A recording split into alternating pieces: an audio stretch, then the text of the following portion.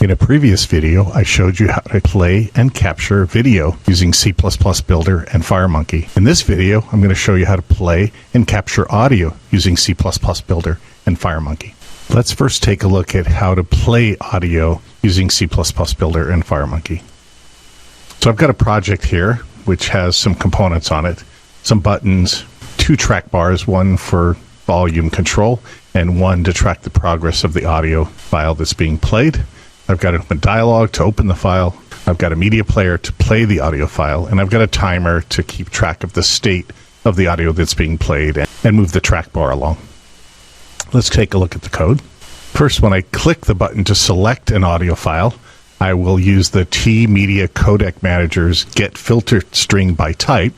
I'll pass T-Media type audio into it because I want to get the file extensions of the audio files that are available on the platform for playing audio, and I'll set that in the open dialog's filter property. And then I'll execute the dialog, and if the user selects a file and hits OK, then we'll do some more work. If not, then we'll just fall through. We'll take the file name that comes from the open dialog, and we'll set that in the media player's file name property.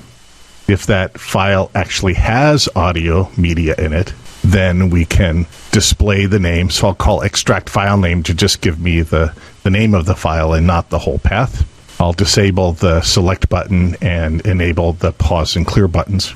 I'll get the duration of the audio file, and I'll stick that in a label called the duration label. I will also set the duration as the maximum of the duration track bar for the total length of the audio file that I'm going to play. I'll take the volume that the audio file was recorded at, and I'll set the volume track bar current value to that. I've got a couple other labels where I just display how many seconds I've played along the audio file. We'll set the audio file to the beginning, set the current time of the media to 0, and then we'll call play, and then we'll enable a timer. The timer, again, is going to be used to track the progress of playing the audio. The onTimer event code will get the current time and move the track bar to a current value to play along. And we'll update the playing label to the time that we've played so far in the number of seconds of the audio file. If we're at the end of the song, meaning if the media player current time is greater than or equal to the duration of the audio file, then we'll reset everything. We'll clear the media player. We'll turn off some of the buttons for audio playing control, and we'll initialize back all the labels, and we'll set the duration track bar back to the beginning, and then turn on the select button so that we can go and select another file. We can also change the volume by using the volume track bar. So it's on change event. As we move it, we'll change the volume of the audio that's being put out. We've also got a duration track bar change, and in here we'll set the current time to wherever we drag the track bar to, so we can move around inside of the audio file.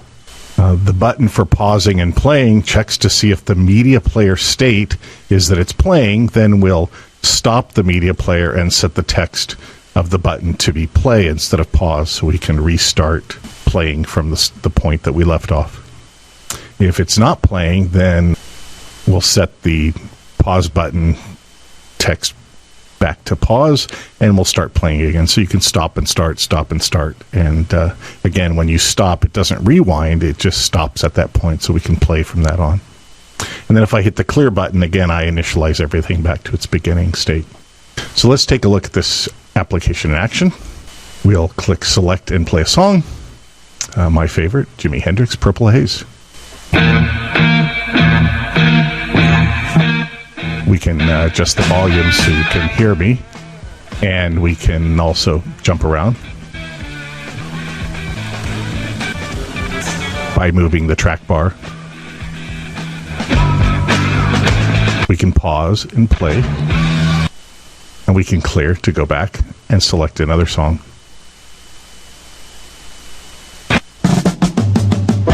How sweet it is to be loved by you. And another song as well.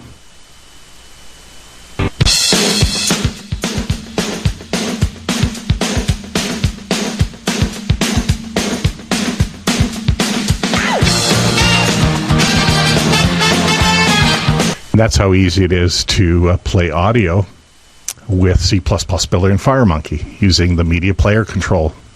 That's basically it, one non-visual component.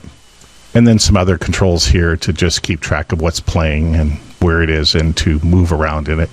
Again, I use the timer to update the track bar for the current playing time in the audio file. Pretty simple. FireMonkey music player using C++ Builder exe3. In this next project, I'm going to show you how to capture audio using C++ Builder exe3 and FireMonkey. On my form, I've just got a button, a couple labels, and a save dialog.